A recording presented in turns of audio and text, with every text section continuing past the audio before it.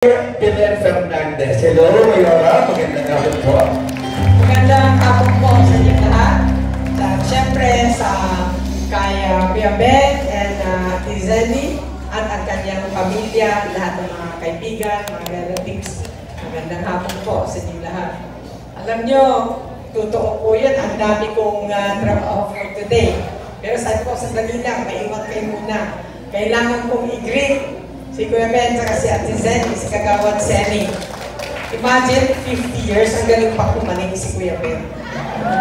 Ibang klase talaga. Doon yung makikita kung gaano nagmamahalan po yung couple. Bihira na rin ang maabot ng 50 years and celebrating. So, this is the start only of celebrating more years from 50 diamond years, mamaya centennial years na po.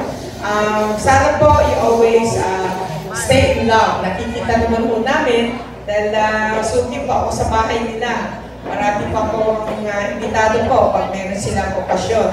And we can see how loving they are to each other. And nakita po natin, they're very successful.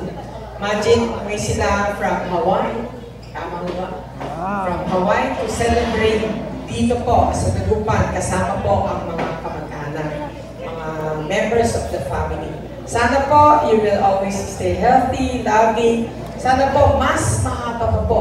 Hindi lang ang inyong anniversary, pero I pray that you have a healthy life and enjoy life together. Magaling po sila mag-enjoy ng buhay po nila, nakita po po yan. So, dapat tayong lahat, gayahin po natin sila. So, I think they are model couple for everyone, not only in Dagupan, but the entire Pangasinan. Congratulations po. And good luck for more years to come po para sa inyo. Thank you. Maraming salamat po, Mayora. I told you, kilala ng person ni Mayora, sila Sir Ben at Ma'am Zenny. Kaya during the meeting, sabi ni Ma'am Zenny, nung nag-meeting kami with Ma'am Flor, we tried to invite the mayor. Hopefully, makarating sila. And indeed, hindi mo sila pinigo ng ating mahal na Mayora. Maraming salamat po.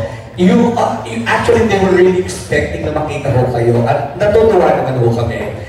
50 taon na ho ang nakaraan when they fed each other with a slice of cake. Kaya Sir Ben at Ma'am Zenny, doon na ho tayo muli nating sasaliwain ang matamis na pagsusubuan po ninyo ng cake.